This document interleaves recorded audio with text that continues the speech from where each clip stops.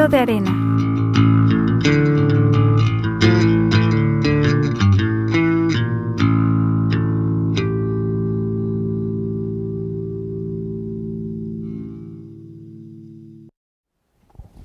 Hola, ¿qué tal, querida audiencia? Bienvenidos al episodio número 11 del libro de arena. Yo soy Eduardo Tena. Y mi nombre es Ana Arias y el día de hoy nos acompaña la escritora Alex Wong, quien nos va a platicar de este libro que es de su autoría que tenemos aquí.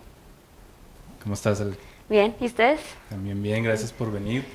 Habíamos tenido pintoras, artistas plásticas, pero nos faltaba escritora, ¿verdad? Sí, nos faltaba eso. Ya habíamos hablado un poquito, pero Sí. nos faltaba centrarnos en este tema que es precisamente la escritura y la publicación. Y bueno, pues respecto a eso tenemos muchas preguntas para ti. Primero que nada quisiéramos saber cómo fue tu acercamiento a la literatura, a leer, a escribir, todo eso. Leer siempre ha sido un hobby, así como hay personas que hacen deporte, hay gente que se le da la música, hay gente que se le da la escultura, pues leer me gustaba mucho. Así que creo que en secundaria, cuando fue el boom de Crepúsculo y todo eso, yo no leía Crepúsculo, yo empecé a leer, yo leí Caín y Abel, yo leí El psicoanalista, empecé a leer, leía a Haruki Murakami, no sé si lo conozcan. Sí. Entonces, fue así como el acercamiento a los libros. Desde primaria yo hacía cuentos pequeños, cuentos cortos, pero ya en secundaria fue como que empecé. Y había un concurso que se llamaba El Quijote, no sé si Sí. todavía existe. Sí, todavía existe. Y todos hicieron cuentos cortitos y yo hice una mini novela de 25 páginas. ¿Cuántos años tenía? Tenía como 14, 13. Entonces la hice y dije, hice una historia chiquita y de ahí empezó. Y esta historia como tal empezó, se escucharía muy, muy padre decir que empezó con música clásica o que yo leía mucho. No, en realidad empezó un verano que estaba viendo a mi hermano jugar videojuegos.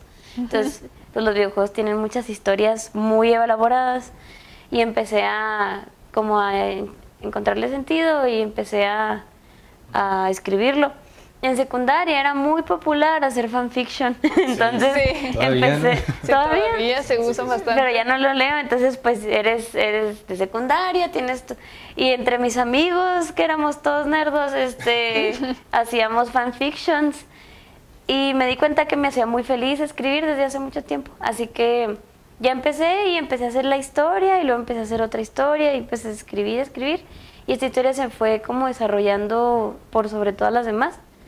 Y no se iba, y conforme pasaron los años la historia prevalecía.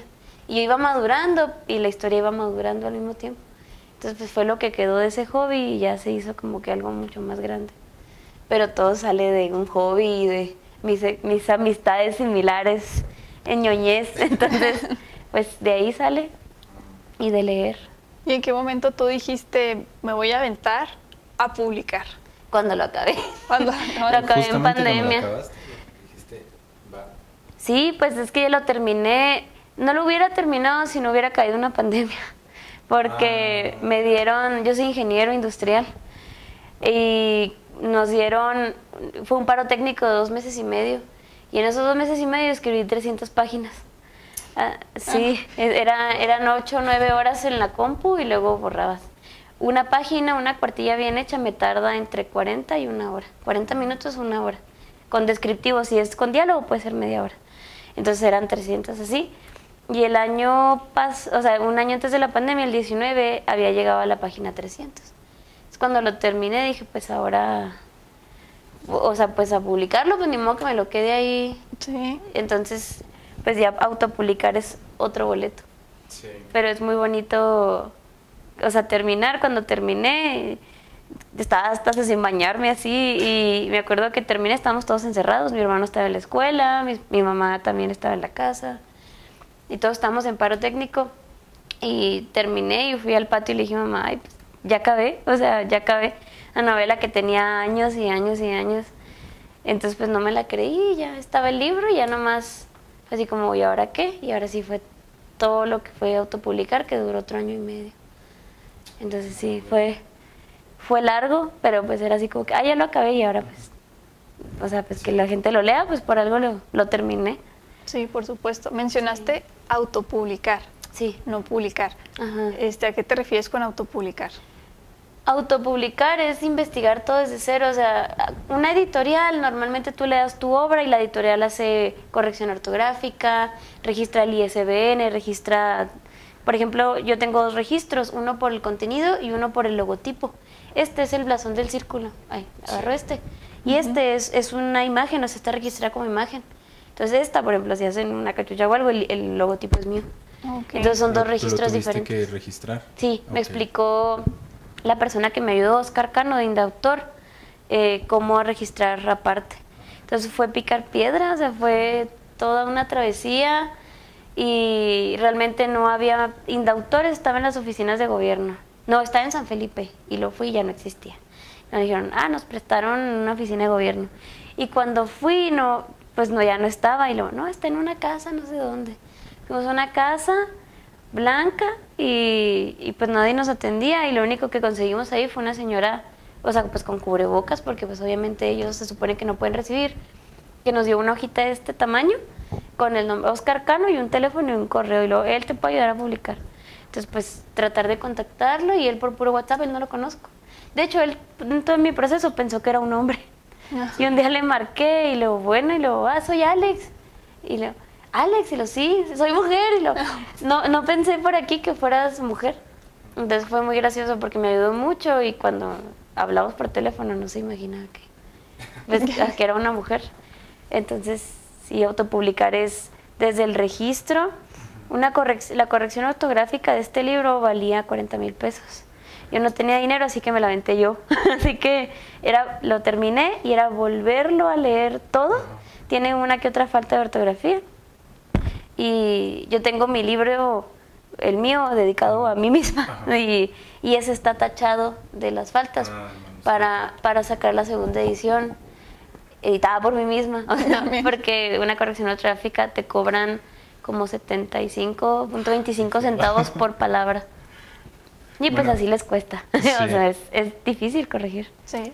Ya vemos. Sí. Es que sí es algo que hemos discutido así con mucha curiosidad aquí en el programa, de que mucha gente, pues bueno, conoce la autopublicación, pero también mucha gente conoce la publicación como original o estándar. Y que ¿De también editorial? tiene sus pros y sus contras, ¿no? Tiene sus, ¿cómo se le dirá? Pues es todo un viaje también. Quisiera que nos comentaras por qué decidiste la autopublicación, o si buscaste primero publicar en editorial, o si siempre fue una decisión de autopublicarte. Las editoriales de aquí del norte son casi todas académicas o religiosas, es lo que he encontrado. Entonces casi todas son escritos de testimonios o algo así, o son publicaciones. Ya después me di cuenta que hay mucha gente, y de la facultad hay un chorro de poetas, o sea, yo en esta travesía me he dado cuenta que hay mucha gente que escribe, y hay mucha poesía en Chihuahua, muchísima, Sí. y muchos publicados de aquí. Incluso hay gente de aquí de filosofía que tiene sus editoriales, o sea, microeditoriales, pero son, o sea, como que o sea, siento que no encontraba un modelo que se adaptara a una novela. Casi todos eran o artísticos o académicos, porque mi mamá tiene 3 libros, escribió 3 libros de química y están publicados con una editorial académica, entonces es muy, muy diferente la edición. Y Pues sí. espero después publicar con la Random Penguin House, no sé si la conozcan, pues la sé, entonces ahí está todo, pero tienes que mandar ya el manuscrito corregido y todo. Entonces es el siguiente paso, por así decirlo. Ok. Entonces no, o sea, ya a partir de ahí lo que vas a seguir publicando va a ser todo con editorial. ¿O Espero. vas a pasar primero otra vez? Por ejemplo, aquí pues casi no hay editoriales que yo conozca, ¿verdad? Yo encontré nomás una imprenta. Entonces el tiraje fue por mi parte, pero una editorial como tal no encontré. Y sí hice muchas llamadas, pero aquí en el norte yo no encontré. No sé si ustedes conozcan. Pues hay algunas que luego te platicaré. Ok, sí, estaría muy bien. Pero sí son está interesante editoriales eso. nuevas. Sí. Había más, pero tristemente muchas han perecido en el camino. Pero pues sí, bueno, todavía ahorita está Medusa y está Sangre Ediciones. ¿De novela? Pues abarcan literatura, Sí, ok. todo lo creativo, me parece. creativo, sí. Eso es, por ejemplo, yo soy ingeniero, entonces no encontré a quién preguntarle. O sea, no, tengo una amiga de filosofía y ya, y de literatura tengo Pues de hecho mi prima fue la que hizo todo el diseño, tiene ilustraciones. También las ilustraciones de... Ella, sí, ella, la portada, todo lo hizo ella. Y un buen amigo hizo la edición, el libro está en Amazon. Y es una edición diferente. Entonces, él me ayudó con la parte de Amazon, de la publicidad, del Instagram. Tenía Facebook en su momento, pero preferí así como que meterlo más por Instagram y en Amazon. Y pues yo traigo los libros. Antes estaban en Bodega del Libro, pero se acabó la concesión y ya no lo mantuvimos ahí. Pero Bodega del Libro, de hecho, fue el que me lo imprimió. O sea, ellos tienen su imprenta. Okay. Pero es más bien, es librería, no es editorial. Nada, todo el libro iba por nuestra cuenta. O sea, toda la edición del libro es de nosotros. Ok. Entonces, sí. Mencionabas que te gusta mucho leer y que pues en secundaria que te tocó, pues más que nada por aquel entonces hubo como una ola muy fuerte de literatura juvenil. Sí, mucho. Entonces, ¿podrías decir si hay algo de toda esa literatura que te influenció para crear este libro que tenemos aquí? Sí, completamente. Hay un libro y que siempre en los eventos que hemos tenido, y digo hemos porque es un equipo, o sea, no nomás soy yo, o sea, el libro no lo podría haber hecho yo sola. Bueno, de toda la imagen y todo, en una de las presentaciones me preguntaron eso y yo les comento el Atlas de las Nubes. Es un libro que son 7 diarios y a la mitad van en retroceso, o sea, el inicio es el fin. Entonces, este libro son diarios, son los anexos A, los B y el diario de Samantha, que es el diario pues toral. Así que yo cuando lo leí era muy padre porque empiezas como en 1500 y luego llegas a 1800. Entonces todas esas personas son una sola persona, reencarna. Y a la mitad, que es como un post-apocalipsis, vuelve a la post-apocalipsis y luego se va para atrás. Entonces termina con el primer... Entonces cuando yo lo leí me explotó la cabeza y es un libro muy difícil y muy grande. Hay una película, de hecho no fue nada famosa, o sea, fue así. Pero yo cuando lo vi, me acuerdo que fui a un evento de atletismo en Juárez en primer semestre y vi el tráiler y dije, yo necesito leerlo, y en Juárez lo encontré así apilado en el hotel donde nos quedamos y lo compré. Bueno, le pedí a mis papás que si podía gastarme el dinero del viaje y luego después se los pagué. Y ya de ahí saqué como... Fue mi inspiración para sacar el estilo, o sea, el libro son las cartas, el anexo A son cartas de 3 personas, y luego el anexo B es todos los demás documentos, y luego ya es la historia de Samantha y un diario que es atemporal, o sea, va sin cachitos. Entonces el lector tiene todo el poder de la información y los personajes no. Y eso pasa en el Atlas, o sea, ellos no se conocen, o sea, de hecho, pues para reencarnar muere uno y vive el otro, pero es una sola historia. Está muy, muy padre. Entonces sí fue así como un libro de... Dije, es un genio este señor. Creo que es australiano, no me acuerdo. ¿Cómo dijiste el nombre? El Atlas de las Nubes. El Atlas de las Nubes. Está muy padrísimo, lo recomiendo. Y está muy complicado. O sea, no es un libro que te puedas leer en el camión o en el baño. O sea, es un libro de sentarte e investigar. Y me gustan mucho los libros que te enseñan, históricos, que te enseñan palabras, que te hacen pensar. Entonces ese libro fue un reto y cuando lo terminé fue muy satisfactorio. De hecho ahí lo tengo así como en un lugar especial, sí. Oye, y considerando esa influencia que tiene una estructura así compleja, ¿cómo fue tu proceso de escritura? Es decir, ¿escribías como fichas o todo estaba acá en la mente? ¿O escribías así como, tenías alguna guía? ¿Escribiste primero el inicio, el final? ¿Cómo fue tu proceso? Por ejemplo, la historia de Samantha es la que acompaña así todo. Entonces, la historia más difícil ha sido la de Samantha por las conexiones. O sea, sé qué pasa, sé a quién conoce. Lo que le digo a mi familia es que tú estás así de repente y tienes algún estímulo, o conoces a alguien, o cambias de etapa y de repente conoces un personaje. O sea, realmente no te lo imaginas. Este personaje tiene esas características, realmente te lo imagines y lo conoces. Entonces, de hecho este semestre han salido como 3, 4 personajes que digo, ay, pues ya. Entonces cuando los escribes los conoces. Y es muy padre como ir descubriendo eso. Así que de repente escribí el principio fue lo más difícil y seguía con la historia acá. De hecho, en cuanto estaba escribiendo o sea, la historia ya tiene final y ese libro...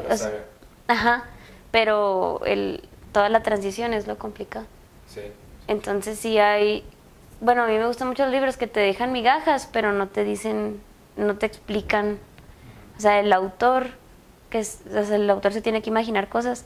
De hecho, gracias a Dios, sí han habido unas 10 personas que lo han acabado por lo pronto, de mi trabajo, y lo compran y ya lo terminé, y entre ellos me decían, yo creo que ella es esto y este es el otro. Y ya empezaban a teorizarlo. Entonces dije, pues sí lo hice bien, porque no, unos tenían razón, otros no tenían razón, otros estaban muy lejos y otros dije, este ya se sabe la historia. Entonces, al menos unos sí se lo intuyen y otros no, y para mí eso es un libro pues interesante. Sí. Pero sí es un cachito de esto, un cachito del otro. Tengo una carpeta con microcapítulos. Okay. O descripciones o así, pues sí, notas. Ajá, notas. O sea, sí tienes que tener más o menos todo organizado porque pues sí, si estás con diarios y retrocediendo y todo, sí necesitas saber pues más o menos qué sigue, ¿no? Cuando ya me senté a darle estructura en mi cuarto, en el Instagram, bueno, ahí tengo en el Instagram pues como mini historias de cómo se llevó a cabo, y en mi cuarto yo tenía una línea del tiempo y viene una línea de relación, porque a veces yo misma no me acordaba. Por ejemplo, el libro no es 1870, es periodo 18, ciclo 70. No existen los años, existen los ciclos. Si le preguntas a un niño, ¿cuántos ciclos tienes? Tengo 6 ciclos. No existen los años. Entonces, ya no me acordaba en qué periodo había metido qué. Entonces ahí estaba la línea. Okay. Y los personajes, porque son muchos. Entonces a veces yo me confundía en dónde había metido el diario, porque no tengo buena memoria. Así que pues sí, era una rayoneadera ahí en mi cuarto. Y cuando terminé lo arranqué y lo metí en una carpeta. Y ahora va el que sigue. Está padre el rayonear ahí. Sí, me imagino que cada quien tiene sus procesos. Sí. Sí, no, pero qué bueno que tenías así tus apuntes, porque me ha tocado autores que luego se les olvida hasta los nombres de los personajes y es un desastre. Entonces, pues mejor andar ahí rayoneando y que tengas tu orden. Sobre todo lo que nos cuentas de que está dividido en varias partes el libro, por lo que entiendo. Y aparte tú estás manejando otro tipo de manejar el tiempo, no años, sino los ciclos, y luego aparte pues el diario y las secciones. Entonces pues sí, pues mejor, ¿no? Entonces podríamos decir que este es uno de los retos a los que te tocó enfrentarte, tu mala memoria. ¿Publicar? Mala memoria. Tú, bueno, primero a la hora de publicar y de escribir el libro, ¿a qué retos te tocó enfrentarte? Pues la memoria, más bien porque a veces dejas pistas y no te acuerdas en qué capítulo lo dejaste. Okay. Entonces era, ¿en qué diario metí esto? El número 272 es muy importante y se menciona en varias partes. Y hay capítulos que cierran con él y abren con él, y hay un capítulo que tiene ese número. Entonces, pues es complicado, y de hecho los que lo leen tienen que escribir datos, o sea, porque, y se regresan. Entonces, si el lector hace eso, pues yo con más razón, porque si la riego, o sea, pues va a ser así como, o sea, el lector va a tener una hipótesis incorrecta. Otro reto del tiempo. El tiempo, pues soy industrial, yo trabajo en maquila, entonces realmente pues ser estudiante, ustedes saben que la carrera es demandante, la carrera que sea o sea, consume mucho tiempo. Hay gente que yo no trabajé tal cual en la carrera, pero tenía muchas actividades, entonces yo creo que el tiempo, me acuerdo que cuando más inspiración tenía era cuando tenía que presentar exámenes de repetición, o sea, cuando menos tenía que ponerme a escribir era cuando más ideas tenía. Entonces sí me acuerdo escribir a las 2, 3 de la mañana y luego presentar examen al día siguiente. Entonces yo creo que el tiempo es un reto. Encontrar amistades que te cachen, que te entiendan. Yo le decía a mi novio que a veces me siento como como una isla, así como muy desubicada. Y es muy, muy, muy raro encontrarte a alguien que te capte. Gracias a Dios tengo amistades a mi alrededor que siento que comparten mi filosofía o que complementan. Y fueron mis lectores piloto. Entonces también un reto es seguir con un proyecto que nadie comprende. O sea, y después me encontré de un amigo muy querido que leyó los capítulos piloto, 2, y también otra amiga que leía los capítulos piloto, y ellos me daban pues retroalimentación. Creo que eso, el encontrar a alguien en quien confiar y que no te dé por tu lado. Gracias a Dios, ninguno de mis amigos me da por mi lado. Si me dice, sabes que no lo entendí, sabes que va muy rápido. ¿Qué otro reto será? Saber, uno de los retos más grandes, y me tocó en una efeméride, no sé si era la Revolución, la Independencia, cuando son las kermeses, ¿qué es la Independencia?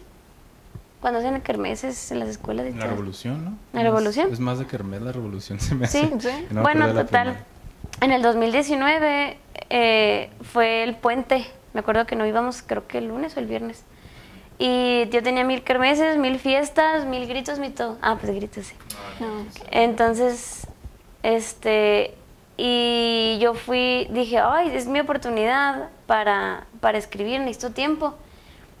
Entonces me fui y me encerré a un hostal que está aquí en Chihuahua y me puse a escribir.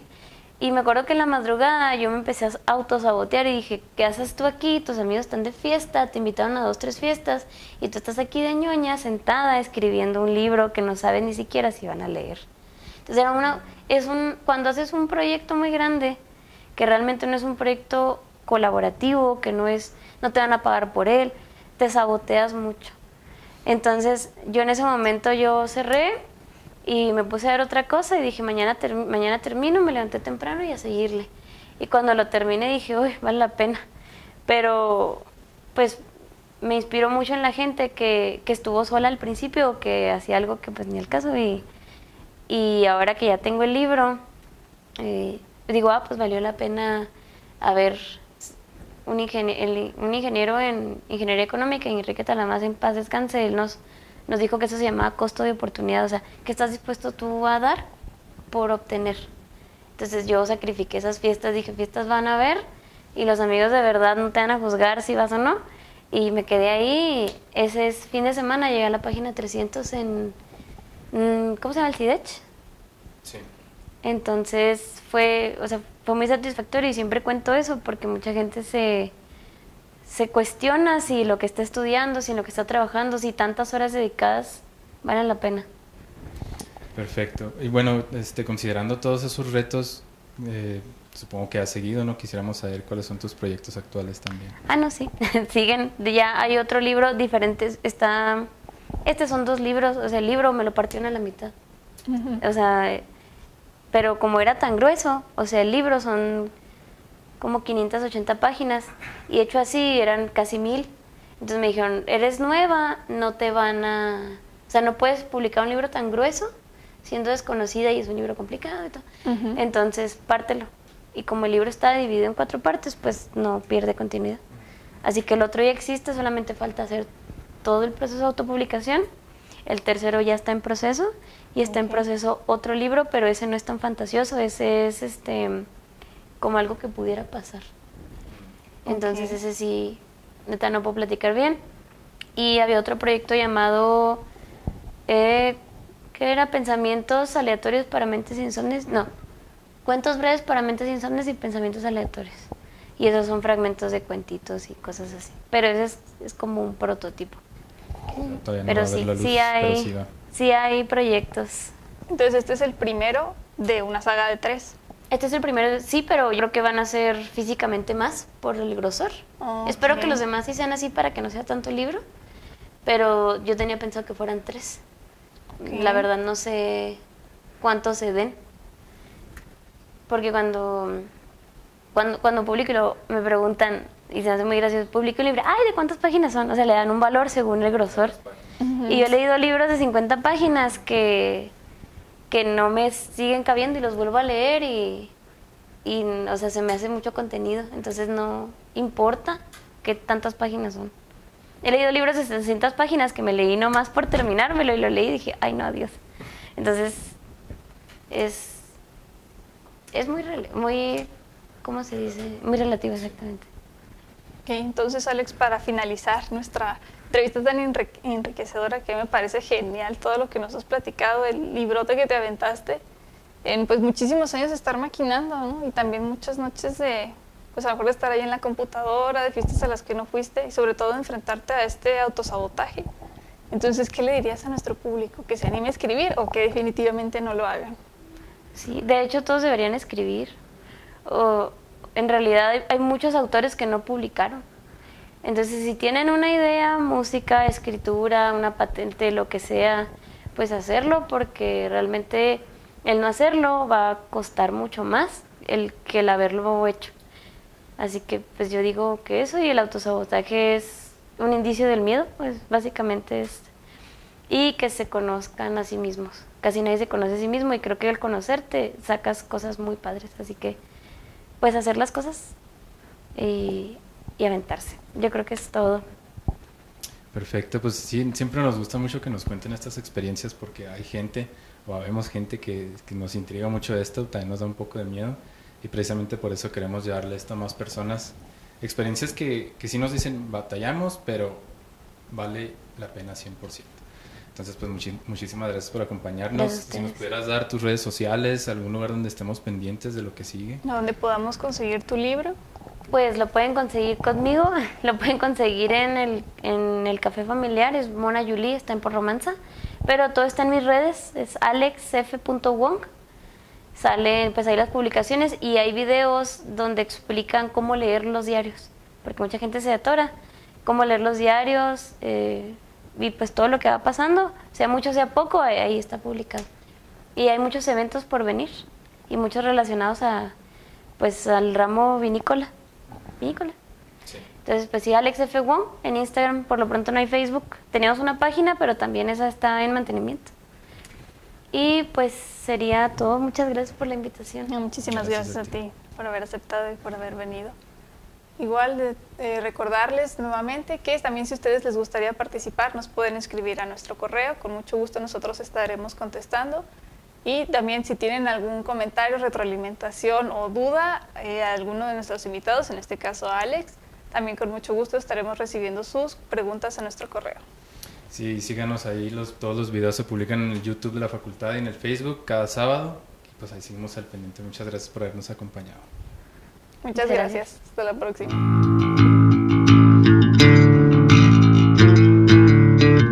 El libro de arena.